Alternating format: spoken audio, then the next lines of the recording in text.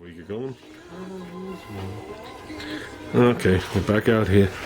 He popped the intake off today when I was at work. He's got the rockers back off. He's gonna pull off. Oh, he got the valve covers off. He's gonna pull the rockers off, pull out the push rods, and he's gonna pop the heads off. So, it's really not that dirty of an engine. Other than the dirt we dropped in, you know, from around here. Normally we would put something in there to protect that, and we'd keep things in the ports, but it's all coming apart, so it doesn't matter. So there you go. It's got this side off. They all look like they're in good condition. You have to leave where it rotates in the rocker as an assembly. So you can put these back on in a different spot, but you need to leave these. They're broken into each other. So.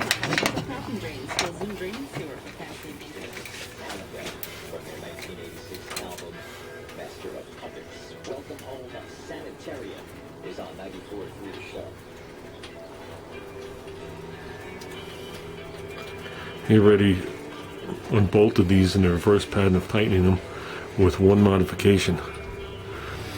The modification is these two bolts. Supposedly this one gets tightened before that one, and it could split the head right across here. So we did the modification.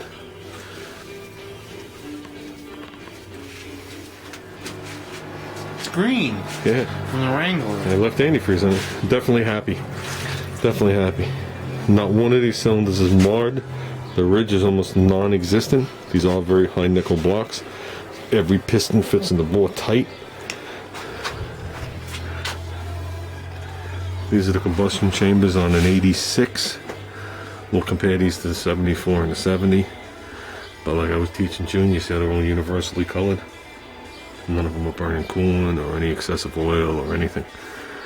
So, and we found the silicone from somebody doing work on the motor. On one of the air holes, so, which are very important on the 390 because it's a Siamese bore. On the 360 it's not. So do I need to put this thing back in? Yep, once it stops dripping, put that plug in, we'll take out the other side. This is why the AMCs do so well. That's 168 exhaust and a 2025 intake, so it's a little bigger than the Chevy here. A little bigger than a Chevy there. It's like 80 thousandths bigger on both. So, you know, there's been a lot of work and research done on these heads, and they claim that it doesn't matter what year cylinder head you have, they all flow the same within just 1 or 2 or up to 10 CFM. That's it. And the difference they find is in casting defects. Look at this. I think that's a casting defect. Look at the angle of this. How much of the port? Should be out here. How much is there? Look at this. I don't want to say nothing, guys, but if the other port's bigger than this, that edge causes turbulence. We used to have it on the throttle bodies. And it'll cause surging at certain RPMs. Here's another one right here with it hanging over.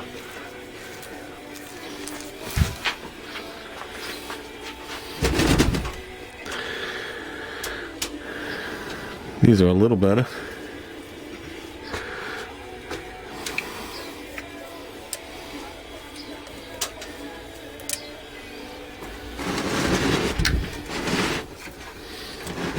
And these are the dogleg ports that everybody talks about, this extra hump in here,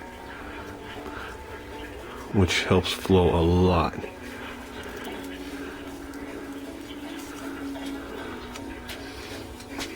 But the key is, on a port job, never touch the floor. Once you touch the floor, it causes turbulence and reduces the flow. That's the key to these.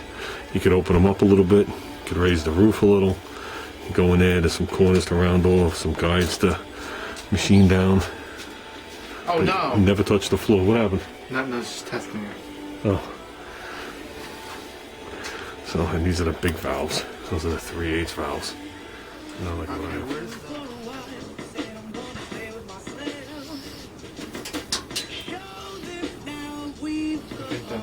And that's it. Besides the spill. So we rotated this. Every cylinder looks mint. Very happy with that.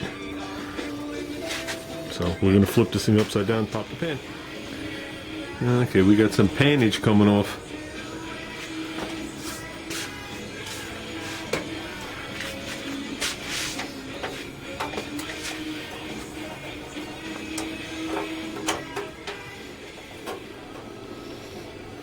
That's what you like to see. If you look, it's an American Motors bearing. See the emblem? 1985. Nice. So, this is going to be a good candidate. You can see the other bearing down in there. Put the oil on it. That's nice. Nice. That's the one. Well, it was actually this bearing that spun on the last model.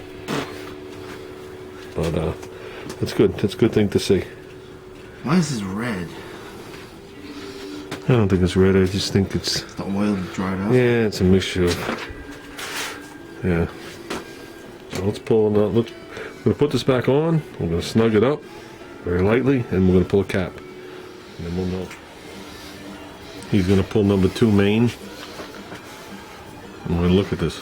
There's no reason this motor couldn't just gone into a car. When the bearings look like that, it's a mint motor. Especially one of this age.